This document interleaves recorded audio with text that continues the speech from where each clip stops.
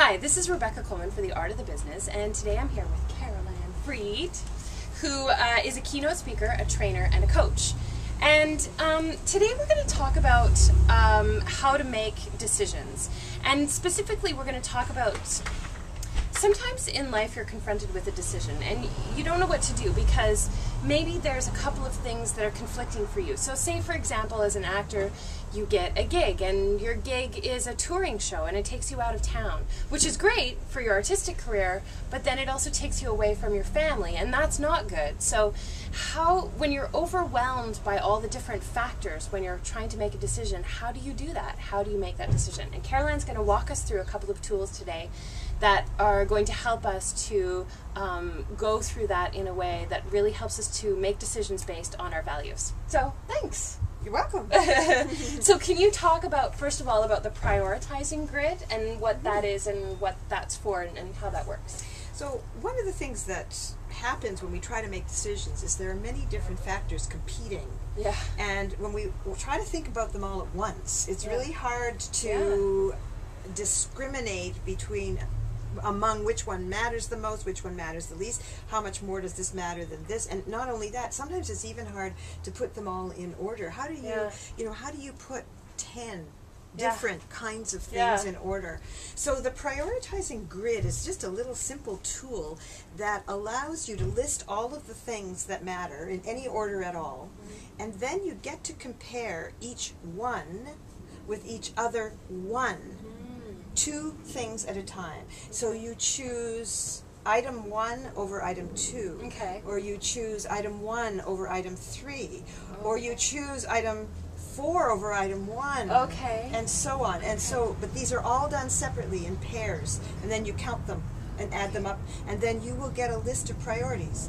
Now, at the end of the time you're doing that, if you don't think that list makes sense, you just change it. It's only a tool, but it's a way to determine which one matters the most in quite a kind of left-brained, calculated way where you don't have to have the big, huge mélange of all the different things all at once.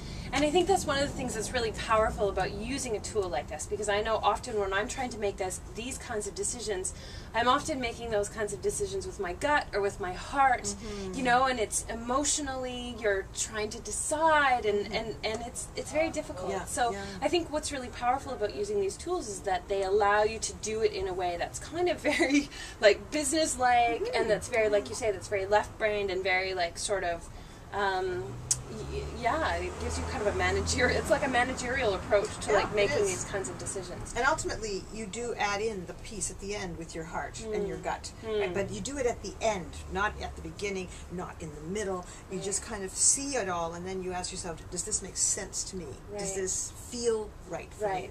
Which is a very important factor. So that's the last, we're putting the cart before the horse now, that's the last step. So the decision tree, how does the decision tree work? Okay, so the decision tree takes your list, which is We've got our priorities. We've got them in order. From 1 to 10? From whatever, 1 to 10.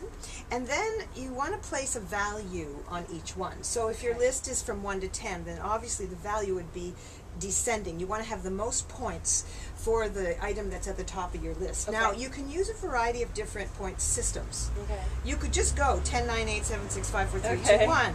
Or you could say, I'm going to take 100 points, and I'm going to distribute 100 points through my whole list. Now, if you do that, you can still have items that are worth the same, right? Certain items would be worth the same, and certain items might not be. And if you like, they could all add up to 100, which makes it kind of makes it easier. It makes it easier to compare later. We're used to thinking about things in terms of 100. Or you could just give any number of points to each one, and they would be still in descending order. So there are various ways. Oops. Get attacked by bees. It's a lovely summer day. So then you do that. So then what happens is, so you create your value system. Then that goes in a column. Column 1 are your priorities. Column 2 is your values of each priority. Column 3 is your option number 1.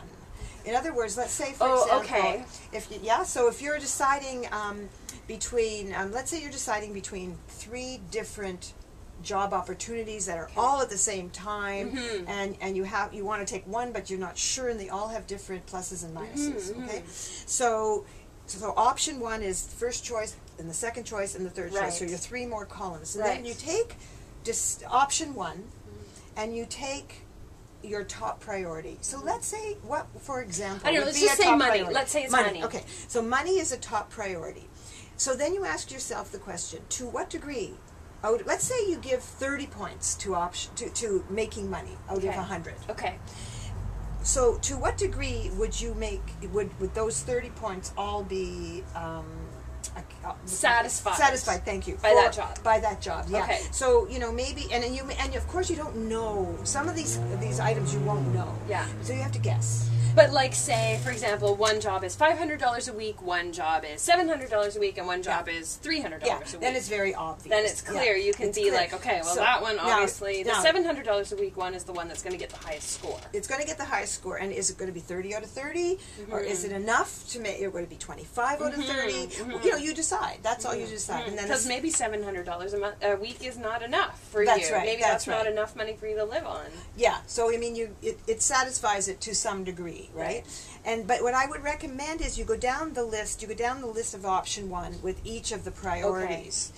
As opposed to going option one, money, option two, money, option three. But of course you do it however you want. Yeah, okay. Just experiment and see. Okay. And then of course you get a number now. For each item on your list over here, all your priorities, you get a number. Right. And then you add them up at the end. You get a little calculator or whatever it is, and you add up all the numbers. And you will see the difference among the 3 different options. Now, maybe the difference is so small that it doesn't help. I mean, it's only a tool, and then you again have to come back to your heart and your gut. What's your gut saying? Yeah. On the other hand, if there's a significant difference in your mind between option 1 and option 3, and option 1 looks way better, a bigger number than 3, then you see that is the option that seems to satisfy best the values. And again, you make your decision based on that knowledge. Maybe you're not even going to choose option 1 because maybe it doesn't feel like the right thing to do, right? But nevertheless, I think what's powerful about it is that it allows you to really make a much more better informed choice, right? Exactly. Even if at the end of the day you still go with your gut, absolutely. or whatever, because sometimes we do make those kinds of decisions where you're like, you know what, all of this stuff seems to point in this direction, but my gut says. Well, and also you're also taking the time to identify your values, and that's very important anyway. For anything, any kind of decisions that you might want to make. So just appreciating that these are the things that I consider to be important in and of itself is a good exercise. Thank you so much. You're welcome. Thanks. And pleasure. I'm going to attach we have templates for both of those documents, and I will attach those into the body of this blog post so that you can download them and you can use these tools for yourself.